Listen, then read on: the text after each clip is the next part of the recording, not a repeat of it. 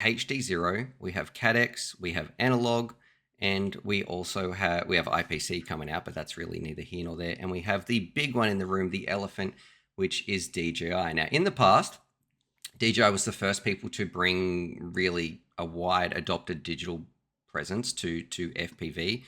However, now when we're going to be switching over to the N3 goggles, it is really cutting into a lot of the markets. And it felt like DJI and the FPV presence was really just run as a huge, massive $1 billion company.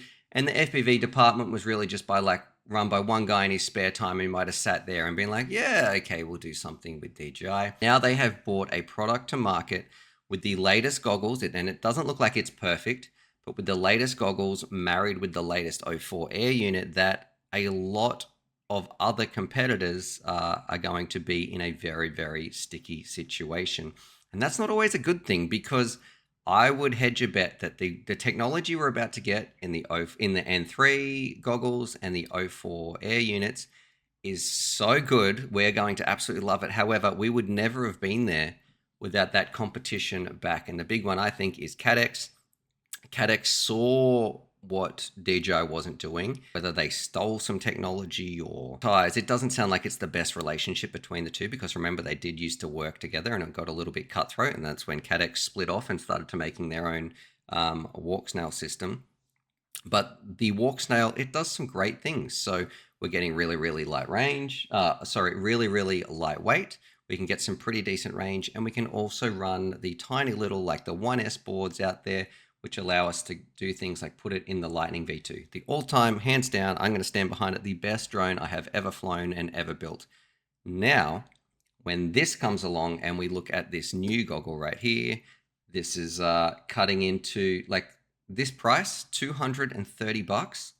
Is that like, can someone in the States who's watching this find that out, what that is on your site, please? I don't know if this is including tax or what's going on my end, but the N3 goggles at around, if that's correct, $230, that feels like an almost no-brainer. And with what I am hearing with the O4 Air unit, that is going to be very, very lightweight as well. So those people who were purchasing Cadex because of the price difference, well, now you have this real option right here.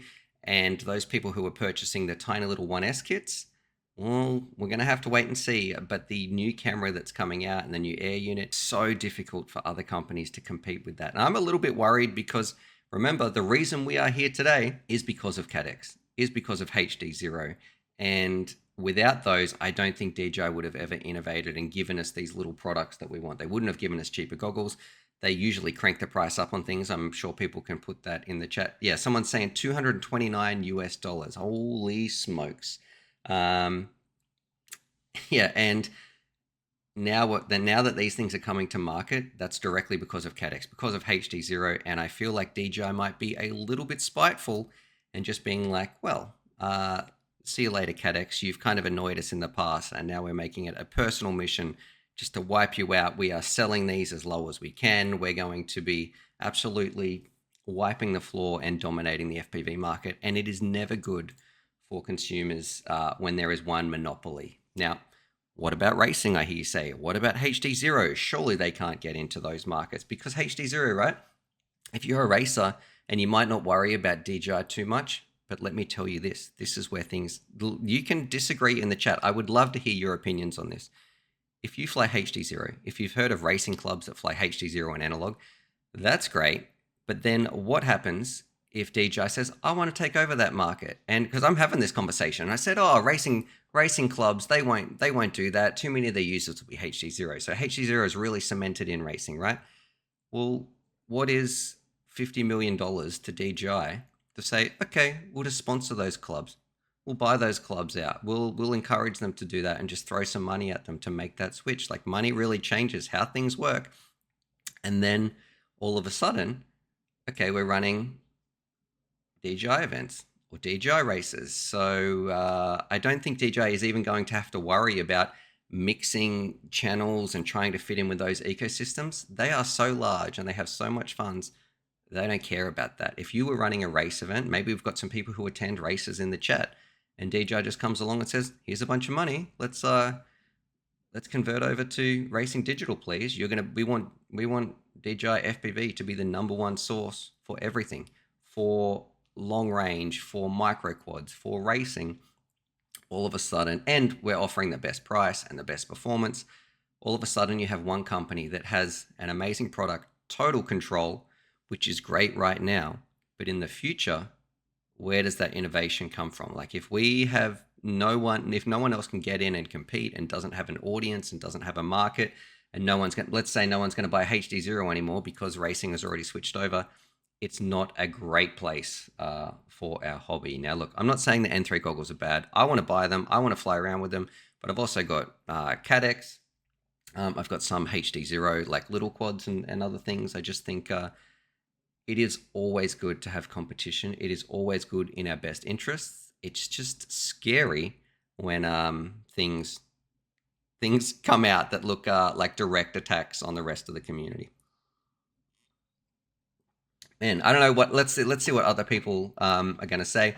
It low key feels like Apple versus Android. I would definitely. Well, Android's pretty massive as well. Like that. That's Apple and Google. Both of those are massive. We are talking about like if you look at Walksnail, it's not a massive company. If you look at DJI, it's like billions of dollars. So a huge disparity between the two right there. Monopoly of DJI is going to be so sad for the hobby. So that's from Loch Ness FPV. It's got a short-term positive. Like we're getting these great products right now. It's just moving on in the future. It's going to be a little bit scary. I keep looking at this actually. The DJI Goggles 3, they're like $800. That would have told a lot of people, I can't really afford that. So you might be buying the Walksnail $199. But now for an extra $30 from $199 to the $230, it's a very, very tough choice. What would you get in the chat right now? Let's